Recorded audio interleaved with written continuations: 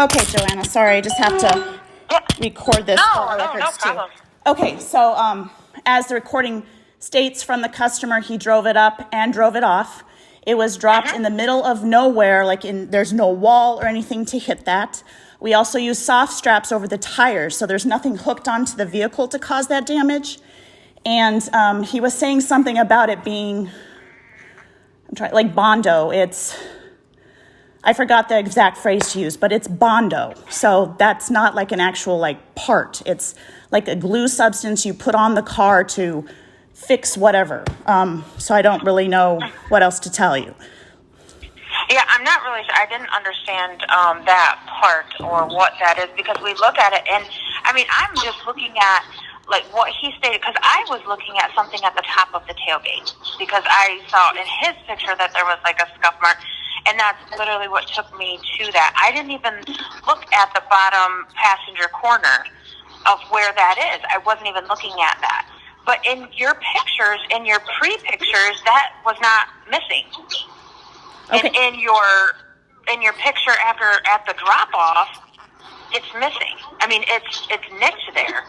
Now, whether or not that something was hit there or done there, or the tailgate was dropped down or something, I'm not really for sure.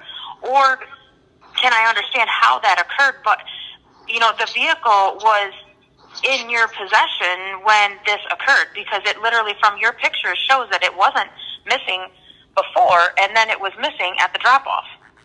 Okay, with what I reviewed, I don't see any piece missing. But the are you other, looking at them? No, ma'am. I have been working on other things. I'm not sitting at my desk right now looking at that.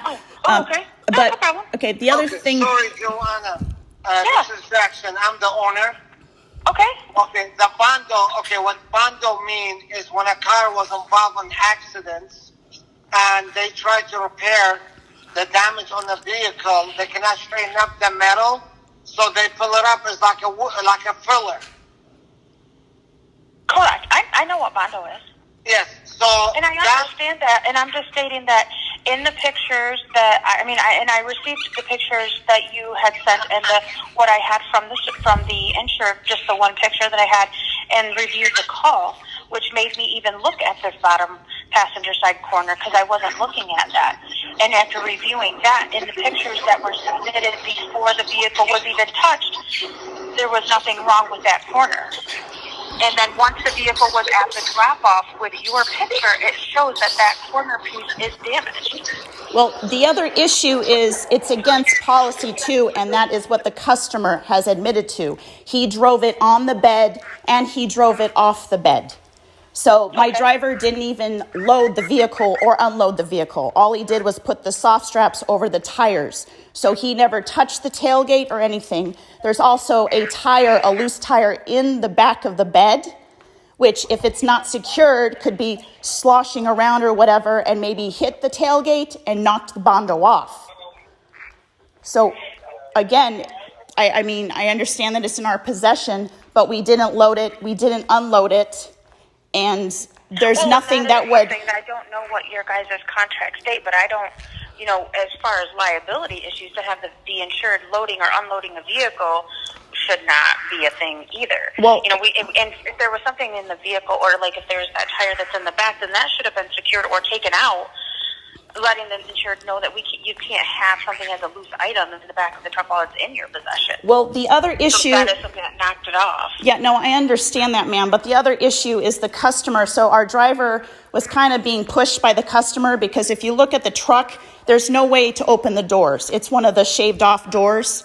So the customer's the only one that can open the car. And that's why he was like, no, I will drive it up and I will drive it down. And so he wouldn't let my driver in or near the vehicle at all, except for to put the soft straps over the tires. So, you can do what you need to do, but I will need to send this to my insurance so that they can get involved with this as well, because there's no liability on our part because of the interference from the customer directly. And there's nothing in our processes or equipment that would touch the tailgate in any way. Okay. And I will definitely, and I will make note of that, and be able to move forward with finding out what we need to do to rectify the situation. Because as far as on Quest side, which I know that you understand, Quest is not an insurance company. Exactly. But we deal with the insurance company, and we don't have a choice but to take care of it because it was in our possession per the insurance company when this occurred.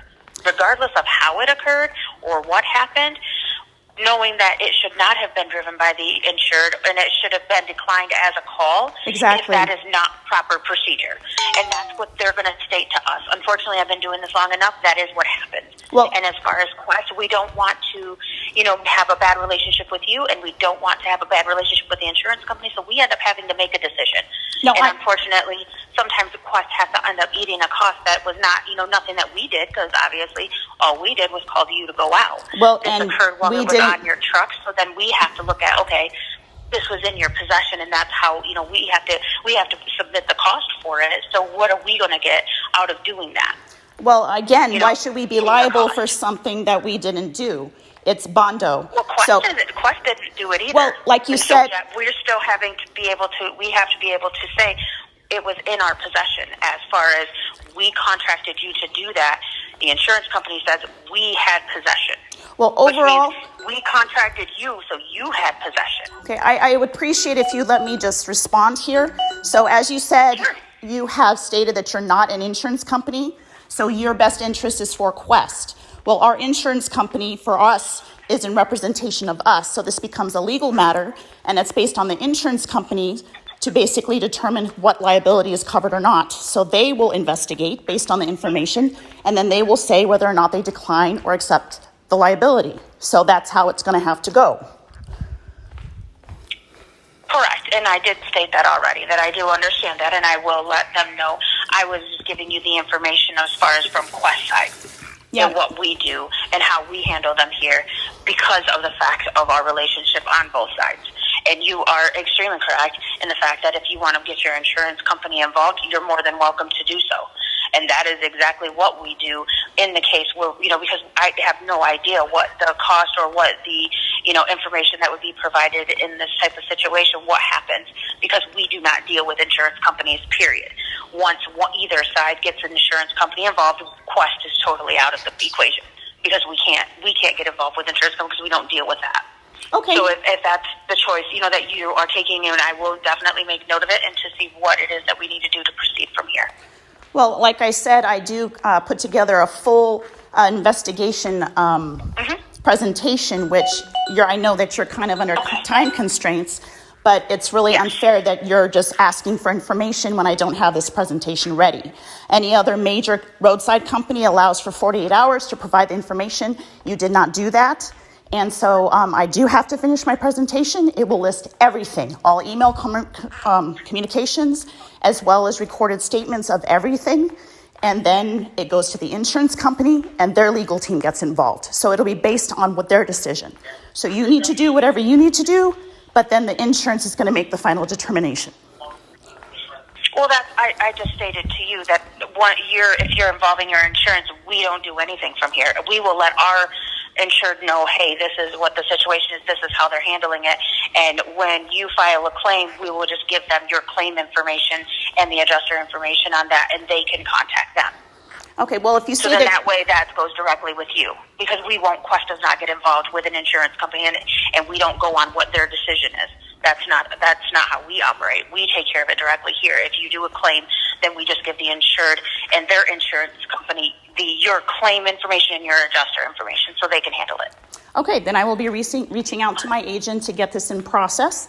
And then once I have a claim perfect. number, do I just send you that information, or do I provide that to the customer directly? No, you just email it to me, and I will provide it to them along with the insurance company and let them know that that's what the claim number is and the adjuster to be able to contact. Okay, perfect. All right, wonderful. Thank you very much, Mary. You're very welcome. Bye-bye. Bye. Claim response from Quest, who was eagerly trying to make a decision to provide to the customer despite their grossly negligent decision-making, I would say. They are in response to the claim and looking at their best interest. I do need to submit this claim for review and support from our insurance agent, which will be contacted today. Today is January 28th, 2020, and it is 1:48 p.m. right now.